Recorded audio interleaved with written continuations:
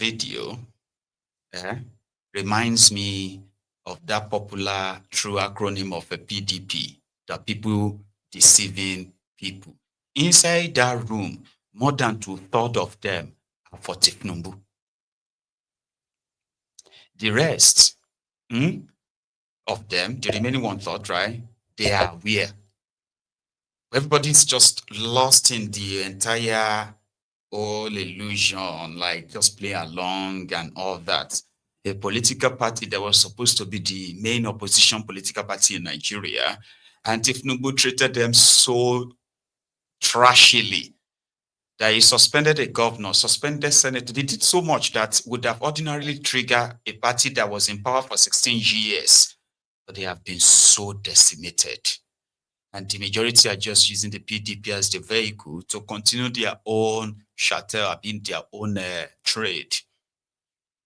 And I think that's what is about to play out too, you know. So they have zoned their ticket to the south. The problem now be say, who will come be the southern candidate of PDP that has no link to Tifnumbu? Can you look around? Anyone? Because I am not that brainy. So you get the bandwidth of my own brain, get as much as far as it can go. Some of you are pretty much like you've got this bigger, larger bandwidth, right? What do you think PDP can look out for in the southern part of Nigeria that has no connection to Tifnumbu? I'll wait for you to. So in a nutshell, with a wiki that said, if Atiku doesn't leave, if Atiku remain in the party somehow, there will be no peace. Atiku left. Then it is now with a wiki versus Solo Makinde. So now he also said PDP must not make mistake by failing to zone their ticket to the south in 2027. And they have done that. Here is a reaction of someone. Listen. Incidentally, on your appearance today, and I heard, saw on the news, which we covered also, about your interest, but that may have had a clash with what is happening today. But let me begin. The first and the major one being the zoning of the 2027 presidential ticket to the south. What does this mean for the internal party unity and the Nigeria's broader political balance? Okay, let me first congratulate Ambassador Danagun that the party had ratified his position now as a substantive chairman. I also want to congratulate the party for pulling through as one entity. The PDP is a very democratic party. At least you see things happening. You see caucuses meeting. Some other parties don't see that. Albeit I miss a lot of cases. You know, but this is what the PDP has always been from when it was founded. It's a party that will always debate fiercely internally. And at the end of the day, a decision will be taken. Now, that does not mean that when decisions are taken by organs, they are decisions which cannot be faulted. What has happened today, as you said, is unprecedented. The PDP has never zoned presidency before. In 1999, President Obasanjo, who was then General Obasanjo, contested against Alhaji Rimi from northern Nigeria and some other candidates, Dr. Alex Ekweme, etc.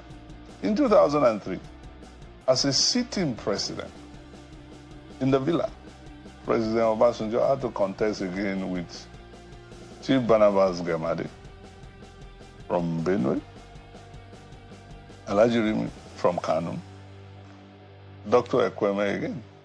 The party never shut the door against any zone.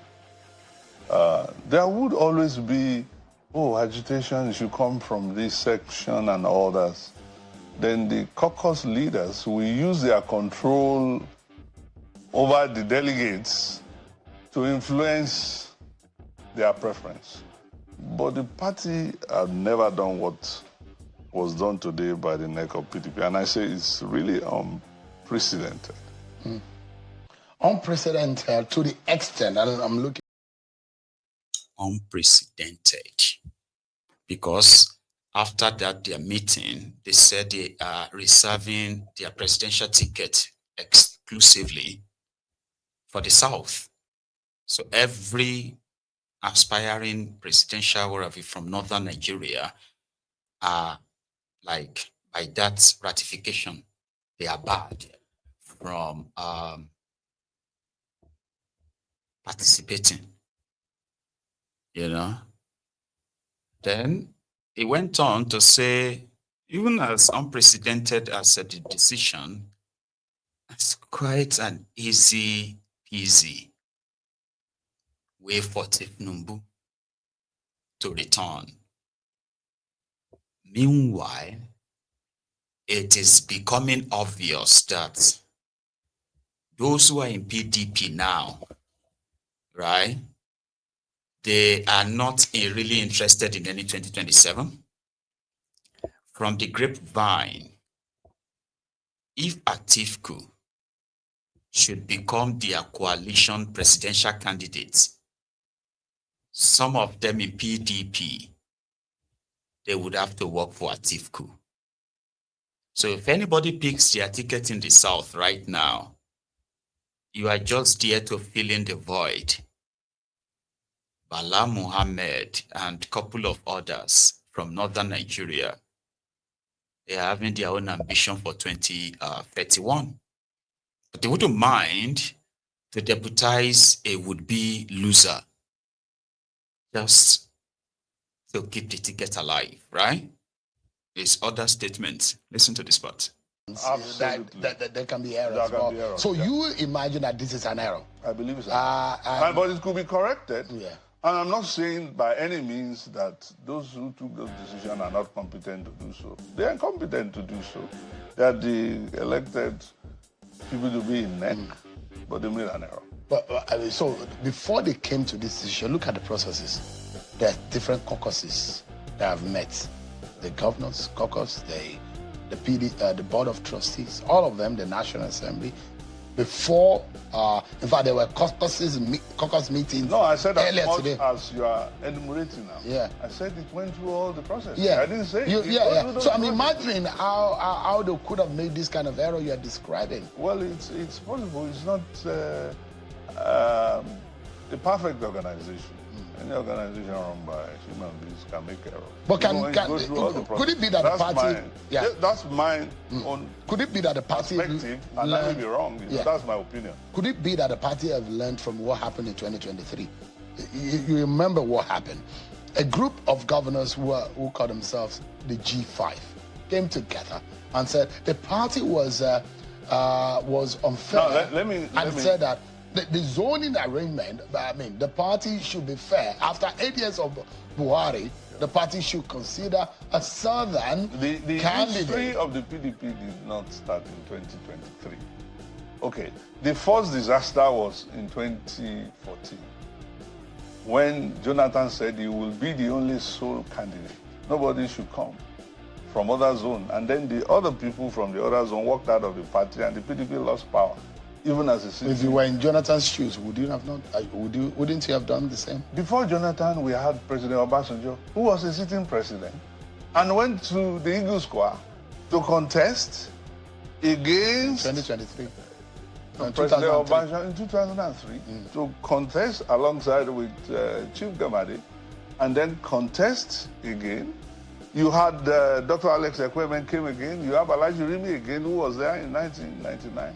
He didn't feel, as a matter of fact, when we were going to the National Convention in 2003, it was still a rumor that Atiku was going to contest against President Obasanjo, up till the morning of the convention. Some governors were supporting Atiku from all over the country. This was the convention in Jos, isn't it? No, this is in Abuja. It was in Abuja, yeah, Eagle Square. You're right, very much. It was in Abuja. This was the convention where Chief Tommy Kimi was there. Obasanjo. So you remember that. I've been around for a while. So you cannot start the history of the PDP on our politics from when some G5 people think they hold the haze, you know. And let me tell you, this is my own position. The zone, the presidency to the south, is a default campaign for return of President Asiwaju. Because those who are mounting this campaign of zoning to the south are the same people who are saying we are in PDP, but we will work for President Asiwaju. Look at all of them, almost all of them. The same people saying, oh, we are in PDP, but we are committed to President Asiwaju's re-election, and are saying zone. So it's a default campaign for the PDP not to have a viable candidate by those people. So this is a subtle campaign for an easy ride of Bola Tinubu's re-election. Absolutely. This is what you For think? those who are saying it must be automatically zoned to the south, It's a neck that is and who are also championing President Asiwaju's re-election, are running a default campaign. Absolutely. Do you get it now?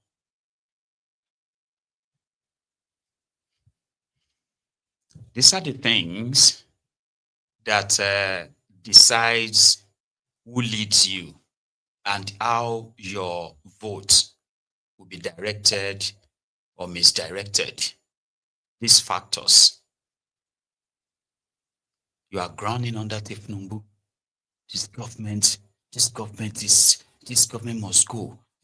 You wish that the opposition could put themselves together and rescue this country. And then the opposition are putting themselves together. And they're talking about the situation in the country. Oh, this country is very tough. This government has failed. But that's just for the camera. They're like magicians. You see these two hands, right? The real deceit is in one hand, while the other one does the old trick as well. You know, this one is to distract you, and the other one does the job. But you see both hands up all the time. That's exactly what they are playing you. They are playing you two hands. And most people are so distracted to see them. But they are not really hard to see. Like, Werewike has vowed that he will lead Tiknumbu's re-election in Niger Delta. They are already allocating votes. Who is going to give million, 2.5 million, 10 million, 20 million, and the rest? You are seeing the PDP politicians, you are seeing other political parties who are supposed to be the opposition. They are hobnobbing with the same wicked government that you want out. But they are telling you that it's politics. It's politics. Oh. And they are all saying the same thing, that Tifnumbu is doing well. So, but you can't just go out and remove Tifnumbu. You can't just go on and start your own party. You still have to look for these guys, Abi, in this corrupt system. Which of them is credible enough that is actually not an appendage of Tifnumbu? It becomes so difficult. Like some will say that, well, to see any, that seems like generalization of it. I wanted to say, let's say more. To see Nigerian girls, we don't like money. Now by connection, no. Now by divine connection. And the girls will be like, okay, you show me a Nigerian man, we don't like money too. So that's why I'm like, I shouldn't say that, but that's all right. They are openly fraternizing with these guys. So Werewike and others, for example, Werewike, who has actually held them down for a very long time, right? He's not hiding it. So do you think Werewike is now going to actually really support a presidential candidate of PDP? Because they know that If they say, no, you must zone it to the south, they can tell a guide who is going to be that candidate from the south. Just look for one guy who go play ball, all right? Tell him that they will give him so amount of money because everybody will be taken care of.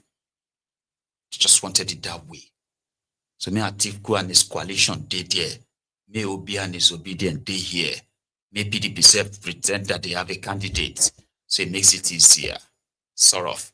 Because if PDP should throw it open and a northerner picks the ticket and northerners go take it serious, they can spoil business. Do you get that now? For example, Peter Obi becomes their coalition candidate and Atiku is supporting him. But PDP decided to go and bring one PDP governor, the ex-governor from the north. And their campaign is that it's only PDP that care for the north. That kind of campaign like they are already doing for Tifnumbu in the north. And then they just scatter everything. So in that regard, that may even disrupt the entire plan of Tifnumbu and his gang. So that's why they insisted. And like he said, it's just an indirect or subtle way of getting Tifnumbu back. Yeah?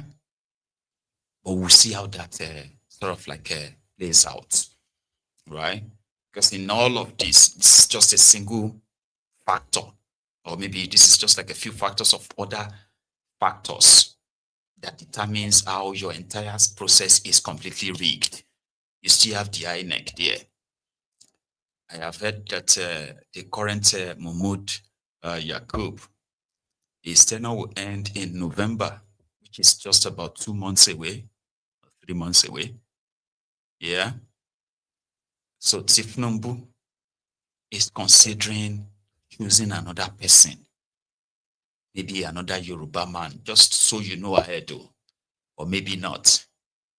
You don't understand. They can go to, like, they have Ojulari from Kwara. They can go to this same Kwara and just pick somebody there that's going to have the middle name like Abolaji. The rest will be, yeah?